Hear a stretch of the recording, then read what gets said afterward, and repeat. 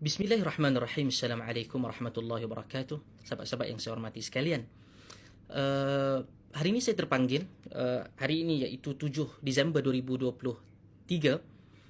Semalam telah pun ditularkan ataupun telah pun disiarkan satu tulisan oleh Presiden PAS Tan Sri Tuan Guru Haji Abdul Hadi Awang berkaitan dengan satu tulisan beliau di Harakah, diterbitkan di Facebook PAS Pusat, pun juga menyiarkan tulisan beliau yang bertajuk Cara Golongan Munafik Menentang Islam Diikuti Israel dan Pakatan Harapan.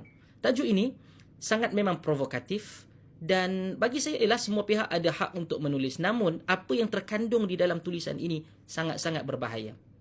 Ini saya ingin memberikan memberikan mesej yang jelas. Apa yang akan saya ulaskan ini perlu diambil perhatian oleh agensi-agensi agama. JAKIMnya. Saya ingin bertanya kepada Mufti Wilayah Persekutuan, Dr. Lokman. Dr. Lokman akan ulas ataupun tidak yang ini. Kalau katakan tauliah orang, selalulah Mufti Persekutuan ni akan menjadi begitu macam-macam yang dia lakukan, ulasan begitu. Tapi kenapa kenyataan-kenyataan bahaya sebegini tidak terkeluar dan tidak mendengar lagi bagaimana Mufti Wilayah Persekutuan ingin menegur tulisan yang berbaur takfiri dan juga hinaan dan banyak unsur-unsur yang boleh dipersoalkan. Baik, Presiden PAS secara tidak langsung ingin melakukan satu equation apa yang dilakukan oleh munafik di Madinah. Ingat, munafik di Madinah itu bukan saja munafik, mereka adalah kafir. Mereka adalah kafir dan juga memusuhi Islam, dan mereka memboikot daripada segi ekonomi seperti yang ditulis oleh Presiden PAS untuk menyekat Ansar daripada membantu Nabi SAW. Presiden PAS dia mengambil daripada ayat yang ke-7 dalam surat Al-Munafiqun. Ayat ke-7 itu yang menunjukkan bahawa bagaimana Allah Ta'ala menceritakan munafik Madinah memboikot dan juga ingin menyeksa ekonomi orang-orang Ansar daripada membantu Nabi SAW. Dan seperti biasa, yang selalu saya kritik beliau akan menggunakan kaedah-kaedah fiqh atau kaedah-kaedah di dalam Islam untuk menjustifikasikan penggunaan dalil dia. Beliau mengatakan al-ibratu, yang ini selalu semua pelajar pengajian Islam akan tahu, kaedah al-ibratu bi'umumil lafaz la bi khususis sabab. Ibrah, pengambilan ibrah, iktibar daripada ayat itu bukan disebabkan hendaklah diambil dengan keumuman lafaz, bukan pengkhususan sebab dia. Namun ia bukan boleh untuk semua ayat dibuat begitu, dah. Ia bukan membuka ruang semua ayat itu mesti diambil sebagai umum. Tak boleh untuk diambil sebagai khusus. Tak.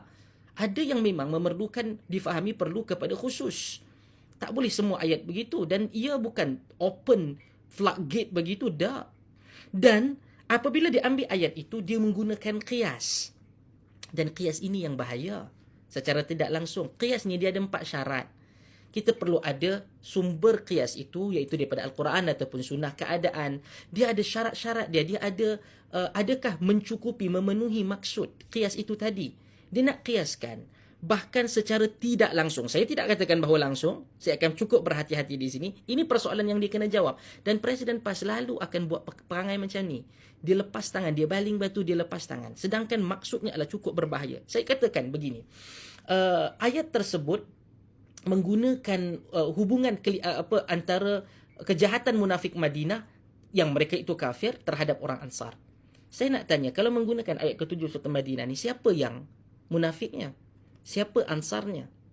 Siapa yang menjadi mangsanya? Anda nak kata diri anda adalah Ansar, parti anda adalah Ansar yang kononnya telah pun ditekan oleh munafik. Siapa munafiknya? Kerajaan Perpaduan kah? Mungkin orang kata bahawa yang ini awak yang kata, bukan dia yang kata. Sebab itu saya tanya persoalan. Tulisan-tulisan ini dah bukan sekali pertama, banyak kali. Dan agensi-agensi agama di Persekutuan tidak membantu Menteri Agama, tidak membantu Kerajaan Perpaduan, Kerajaan Madani dan Perdana Menteri. Sebab itu agensi-agensi ini perlu untuk diberi perhatian. Kalau perlu untuk dirombak, perlu untuk diubah, maka diubahlah. Maka persoalan dia, siapa yang dimaksudkan? Bahkan Presiden PAS memberikan persoalan kononnya mereka itu tidak diberikan royalti, tidak diberikan peruntukan ahli parlimen. Saya nak ingatkan, sebelum daripada Perdana Menteri ke-9 Datuk Seri Ismail Sabri, tidak ada diberikan tidak ada CSA. Tak ada CSA. Tidak ada perjanjian sokongan pembangkang dengan kerajaan sehingga diberikan ni, tak ada. Antara Perdana Menteri itu adalah sepanjang Mahyudin Yassin. Di mana? Tidak ada berikan peruntukan. Kenapa ayat-ayat seperti itu tidak ditujukan kepada kalian yang ada di dalam kabinet? Dan digambarkan pula apa yang berlaku dalam pembentukan kerajaan perpaduan ini seperti apa yang berlaku kepada Hamas tahun 2005-2006 ketika Hamas menang pilihan raya. Israel tak puas hati, Israel serang dan kemudian menaikkan, yang dah menang adalah Hamas dan kemudian dinaikkan PLO ataupun Fatah.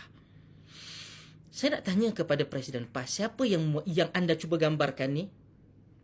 Anda nak katakan bahawa anda dinafikan setelah kononnya menang pilihan raya umum ke-15 itu anda adalah Hamas dan kemudian kerajaan perpaduan itu adalah PLO ataupun Fatah? Dan saya nak tanya, siapa yang memainkan peranan yang memberikan ruang kepada PLO ataupun Fatah dalam sangkaan anda dan tuduhan anda itu? Yang datang kalau dalam kes itu adalah Israel. Anda nak kata yang di Pertuan Agong ke? Saya tak kata anda kata.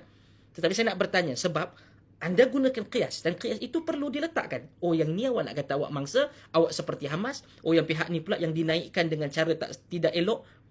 Kerana yang membenarkan kerajaan perpaduan itu adalah Kebawah Duli Yang Maha Mulia Seri Paduka Baginda yang di Pertuan Agong. Anda mahukan sebut itu? Jadi itu adalah persoalan yang besar.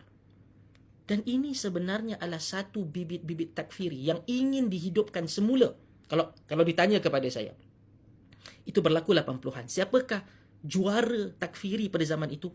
Haji Abdul Hadi Awang daripada Amanat Haji Hadi. Ketika itu tengok dalam ayat tersebut, melawan pemerintah ketika itu Barisan Nasional adalah kerana mereka mengekalkan perlembagaan penjajah. Perlembagaan penjajah yang dikatakan penjajah itu 80-an itu sama sampai sekarang. Anda, Tuan Guru Haji Hadi, angkat sumpah di parlimen menggunakan perlembagaan itu. Dan seorang ahli parlimen pun sama daripada YB daripada Melaka yang menulis kononnya sekular boleh bawa kepada kafir pun angkat sumpah. Pimpinan-pimpinan anda katakan begitu.